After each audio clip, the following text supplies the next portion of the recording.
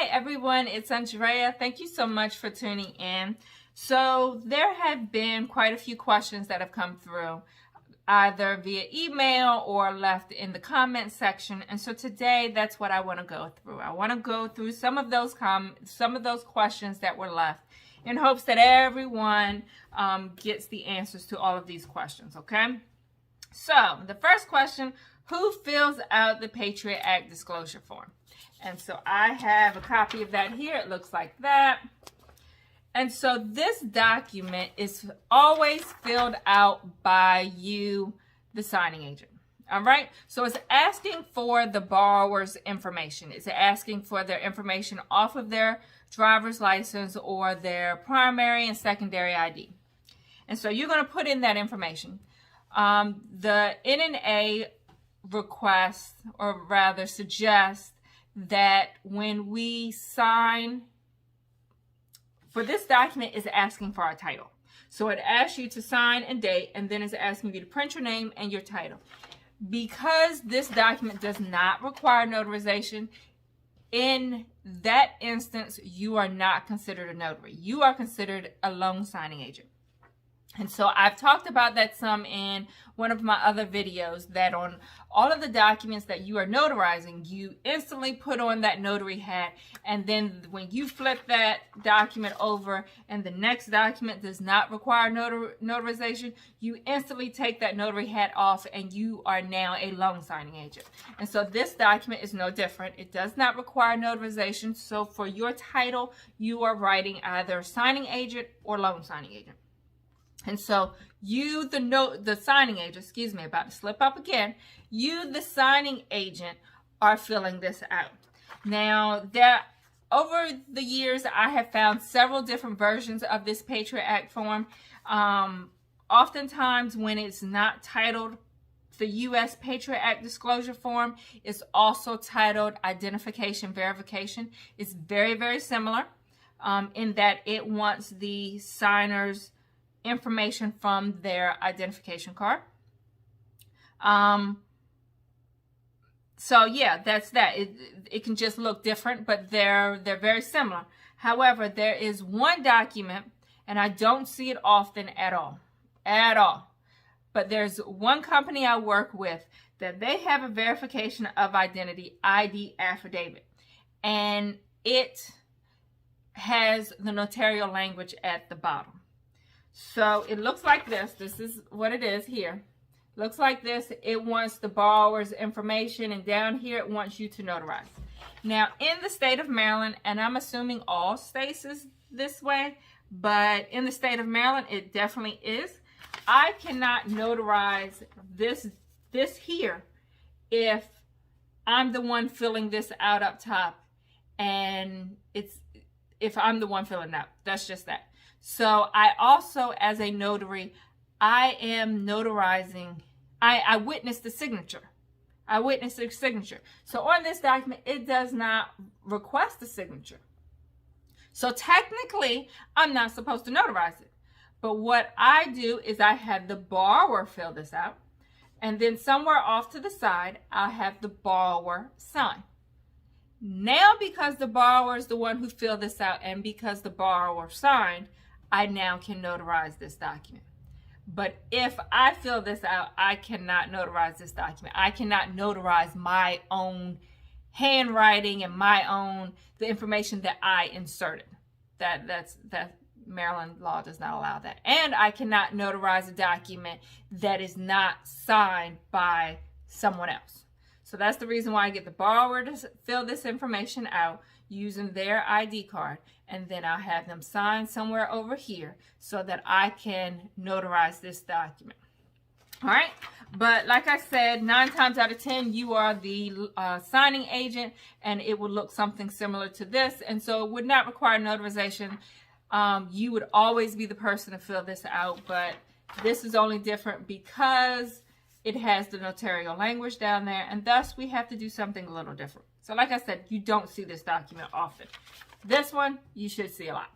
All right, so hopefully I didn't confuse anyone on that. Anyway, what do I do if I do not have a dual tray printer?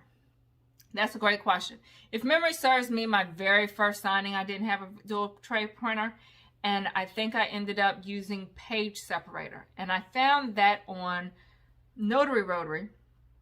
But if you're not a member of Notary Rotary, I'm sure you can just Google it and find page separator. And so what it does is it will separate. For example, you have a PDF, it has 130 pages. It will then separate that PDF document so that the beginning is all letter size paper and the end is all legal size paper. It will separate it so that it has your letter, your legal, and therefore when you go to print, it will print your letter, and then it will stop. You can insert your legal size paper, and then it will start printing your legal size pages. The other thing is, after that, after my first closing, I'm pretty sure I went out and purchased a second drawer, and I don't know that people know that you can do that. So the printer that I originally had only one drawer, and so I went out and purchased a second drawer that went along with my brother. And I do believe at the time it was probably cheaper. I think that dual tray, that second tray was only like $100 or whatever. And so once I got that, what you do is you pick up your entire printer with the first tray and everything, and you just sit it on top of that second tray. And then you go into your settings and you configure everything to what your needs may be. And that was it. A lot of people think you just need to go out and purchase a dual tray printer. And yes, you might be able to luck up and find a dual tray printer that's a reasonable price, but it certainly isn't a requirement. You can get a printer with one tray and then purchase the second tray completely separate. So that's another thing to think about. All right. So the next question, do I notarize in front of the signer? And in the state of Maryland, it is, and I'm assuming in all states, but I'm just going to say the state of Maryland, it is a requirement to notarize in front of the signer. So you, as the notary, are witnessing them sign, and they, as the signer, are witnessing you notarize. And that's the way it's supposed to be. Now, I know that there are some notaries out there that when they're prepping their documents and they print them off, they just stamp everywhere that they're supposed to notarize. And so when they get in front of the signer, they do not have to notarize anything. And I'm not knocking anyone, but that's not the way you're supposed to do it. But I'm not judging. No judgment here. No judgment here. But do I notarize in front of the signer? Yes, I do. And it doesn't take, some people say, oh, well, that makes the whole process longer.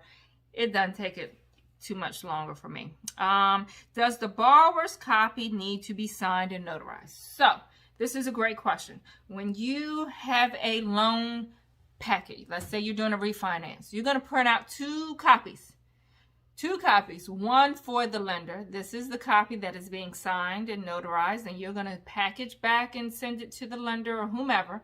And then there's one copy for the borrower. So the question is, and this copy here is for the borrower to keep. So they're going to file it away or whatever. So the question is, does the borrower's copy need to be signed and notarized? And the answer is no. It does not need to be signed and notarized.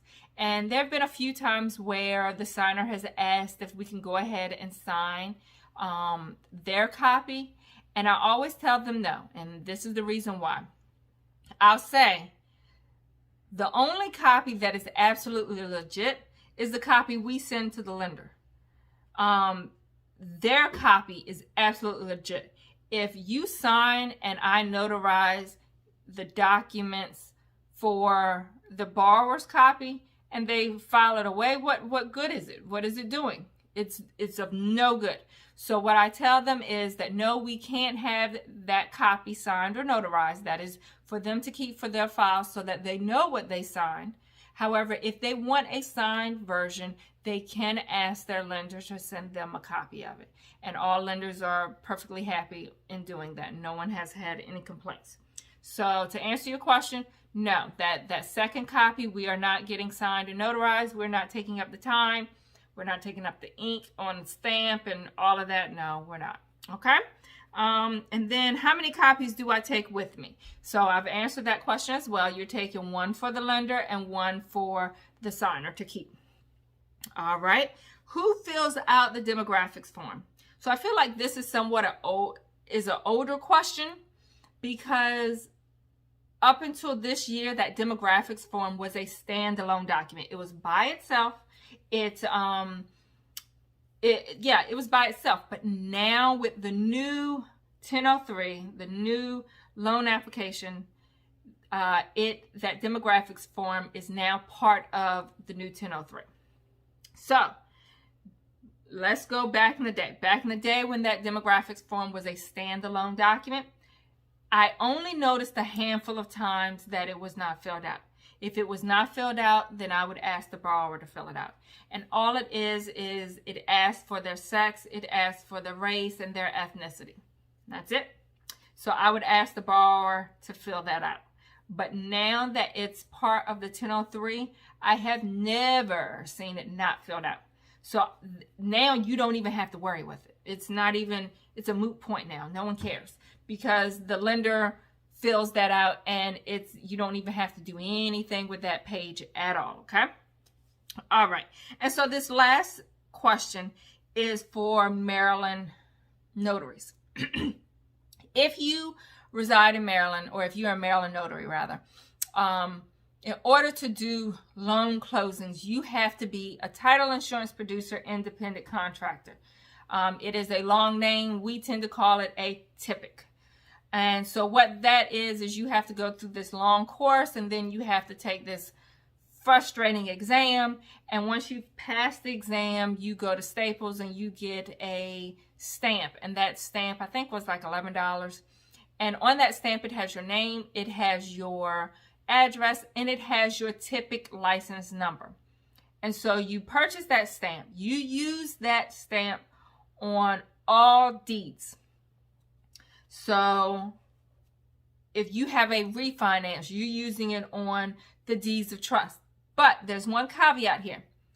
If the property that we are signing for is in Florida, is in, I don't know, Arizona, I don't know, any other state, the TIPIC license is not a requirement.